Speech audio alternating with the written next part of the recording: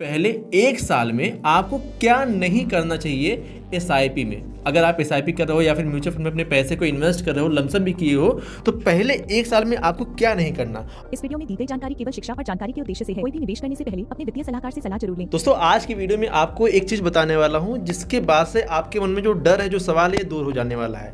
पता है, मेरे एक दोस्त हैं, मेरे बगल में ही रहते हैं, और उन्होंने अपनी एसआईपी शुरू किया था, लेकिन उन्होंने अपना 1 साल जाते जाते ना अपनी एसआईपी बंद कर दिया।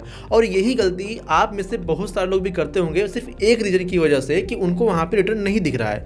अब इसकी वजह से अपनी एसआईपी तो बंद कर दे रहे हैं, लेकिन यहां पर आपको कुछ चीजें बताने वाला हूं कि पहले 1 साल में, ठीक है, पहले 1 साल में आपको क्या नहीं करना चाहिए एसआईपी में। अगर आप एसआईपी कर रहे हो या फिर म्यूचुअल फंड में अपने पैसे को इन्वेस्ट कर रहे हो, लमसम भी किए हो, तो पहले 1 साल में आपको क्या नहीं करना। और यही 1 साल अगर आप संभाल लेते हो तो समझ लो कि आप अपने लिए फंड जोड़ सकते हो, और ये फंड आपको आगे चल के एक अच्छे रिटर्न में कन्वर्ट करके दे सकते हैं। लेकिन पहला 1 ही साल तो आपको शुरू करने में या समझने में या फिर बनाए रखने में काफ़ी ज़्यादा कठिन होता है। कहते हैं ना कि कोई अगर स्टेप एक बार शुरुआत करते हैं तो बहुत ही कठिन होता है। पहली सीढ़ी अगर हम चढ़ गए तो उसके बाद वाली सीढ़ी में आसान लगने लगती है। तो ये जो पहला यहाँ पे साल होता है ना, हमारी पहली सीढ़ी होती है, और ये पहली सीढ़ी में बहुत ही बड़ी दिखाई देती है। ठीक है, ये मान लेते हैं सीढ़ी है और बाकी ये सीढ़ी छोटी छोटी होती है। ठीक है, अब यही पहली सीढ़ी पर हमें चढ़ना है, ये बहुत ही बड़ी दिखाई देती है और इस पर हम चढ़ नहीं पाते। सेम कहने का मेरा मतलब ये है कि आप पहला जो पड़ाव है, ये पहला साल है। इस पहले साल में अगर अपना कुछ चीज़ें आप सुधार के इन्वेस्टमेंट किए रहते हैं, कुछ बर्दाश्त किए रहते हैं, तो आप बहुत कुछ यहाँ पे पा सकते हैं। चलिए एक बार स्टेप बाय स्टेप समझते हैं।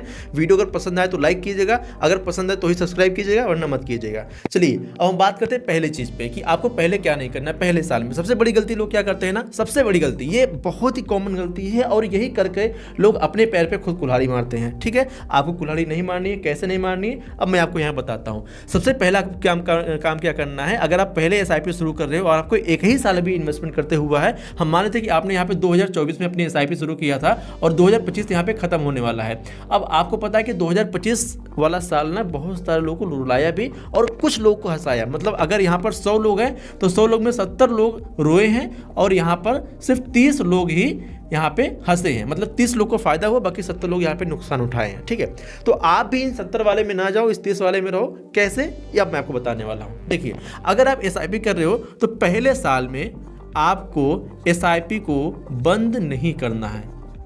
ठीक है, बंद नहीं करना है। ऐसा क्यों दोस्तों? देखिए पहले साल में ना हमें रिटर्न पॉजिटिव हो सकता है, देखिए, बट ऐसा होता नहीं है। मार्केट का हाल क्या होता है, अभी लोग एसआईपी शुरू कैसे करते हैं मैं आपको बताता हूँ। हम मानते ये एसआईपी शुरू हुई, यहाँ पे इन्होंने अपना इन्वेस्टमेंट किया, मार्केट ऐसे चली, ऐसे गई मार्केट, बड़े खुश हुए, बहुत ही अच्छा चल रहा है, सब कुछ अच्छा चला। लेकिन मार्केट यहाँ आते आते पहला साल यहाँ बीता, यहाँ से हम देखेंगे तो यहाँ पर हमें क्या दिख रहा है, लॉस। ये लॉस 1% भी हो सकता है, 2% भी हो सकता है, 3% भी हो सकता है।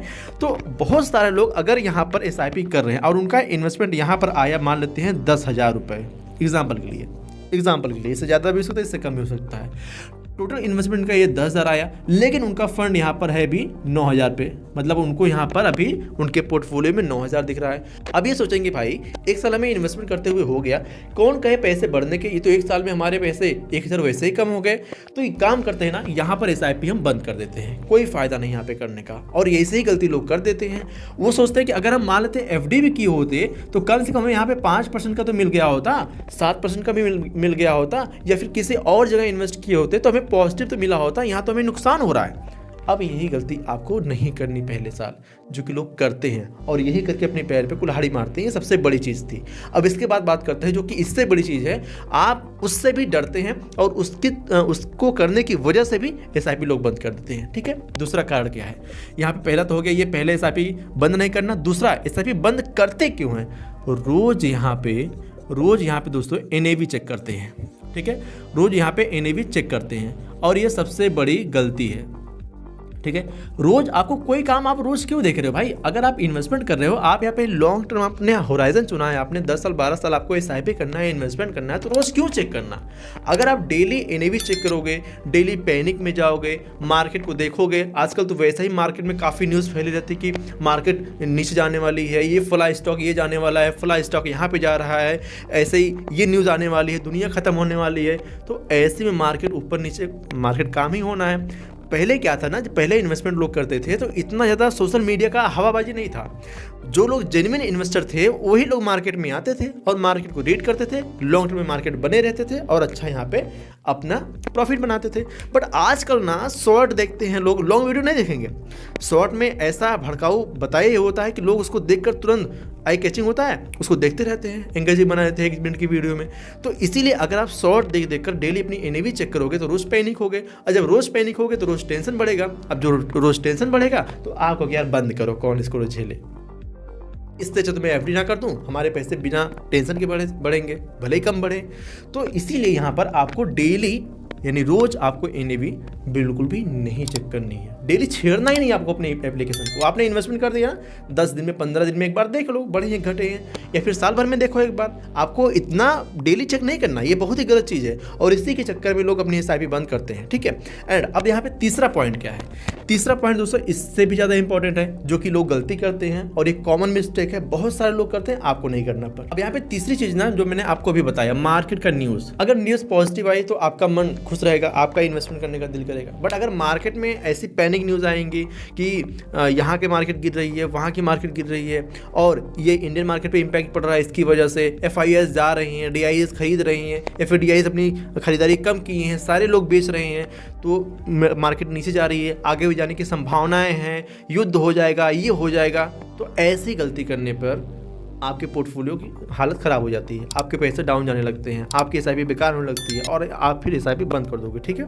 यही चीज़ें होती हैं। कई बार लोग क्या करते हैं ना कि उनका दोस्त का जो पोर्टफोलियो है वो अच्छा चल रहा है, अब वो अपने रिस्क टॉलरेंस से अपना पैसा इन्वेस्ट किए हैं, वो समझ रहे कि हमें कितने समय तक इन्वेस्टमेंट करना है, बट उनका देखा हमारा पोर्टफोलियो कम रिटर्न दे रहा है तो उनके पोर्टफोलियो वाला फंड अपने पोर्टफोलियो में हम कर लेते हैं, वहाँ पर इन्वेस्टमेंट करने लग जाते हैं। ऐसे भी गलती होने लगती है, हमारे पैसे नुकसान जाने लगते हैं। तो एक साल में कुल मिलाकर ये कि आपको पैनिक बिल्कुल भी नहीं होना है, बिल्कुल भी होना ही नहीं है। आपने सबसे पहले अपना गोल डिसाइड किया, आपने अपना इन्वेस्टमेंट शुरू कर दिया, आपने अपने अकॉर्डिंग फंड चुना, फिर जाके एक साल में आपको कुछ छेड़ना ही नहीं है। एक साल में आपको वैसे ही रखना है, आपको लॉस और प्रॉफिट हो कोई मतलब नहीं। आप इन्वेस्टमेंट कर रहे हो लॉन्ग टर्म के लिए, आपको 1 साल 2 साल के बाद ही देखना है, पहले आपको एसआईपी बंद नहीं कर देनी है, ठीक है। ये चीज़ें थी, बहुत ही इंपॉर्टेंट थी, मैंने आपको यह बता दिया छोटे वीडियो में ताकि आपको समझ में आ सके। कोई भी डाउट हो, कोई भी क्वेश्चन हो, आपको समझ में नहीं आया हो, हमसे कमेंट बॉक्स में पूछ सकते हैं, आपको रिप्लाई करने का पूरा प्रयास करेंगे। अच्छा, अब अगर वीडियो पसंद आई हो ना तो अब तो लाइक कर दीजिएगा और चैनल को सब्सक्राइब कर लीजिएगा। साथ में इस वीडियो को अपने दोस्त के साथ शेयर कर दीजिएगा ताकि उनको भी ये जानकारी मिल पाए, वो भी पैनिक ना हो, वो भी अपने इन्वेस्टमेंट को सही तरीके से कर पाए। और इस वीडियो पे हाइप जरूर दे दीजिएगा, नीचे कमेंट बॉक्स में आपको हाइप का सेक्शन दिख रहा होगा। और अगर आपको ये जानना है कि आप फंड कैसे सेलेक्ट कर सकते हैं ना, इसके लिए मैंने बहुत ही बेहतरीन वीडियो बनाया है, आपके लिए बनाया है, ठीक है। आप अपने रिस्क टॉलरेंस के हिसाब से कैसे वीडियो चुन सकते हैं, यहाँ पर आपको वीडियो दिख रही हो ना, इस पर क्लिक करके पूरी वीडियो आप देखिए, आपको सारी जानकारी क्लियर हो जाएगी कैसे आपको अपना इन्वेस्टमेंट करना है। सो आई होप आपने अभी तक चैनल को सब्सक्राइब कर दिया होगा। चलिए मिलते हैं अगली वीडियो में, तब तक के लिए जय हिंद, जय भारत। इस वीडियो में दी गई जानकारी केवल शिक्षा और जानकारी के उद्देश्य से है। कोई भी निवेश करने से पहले अपने वित्तीय सलाहकार से सलाह जरूर लें।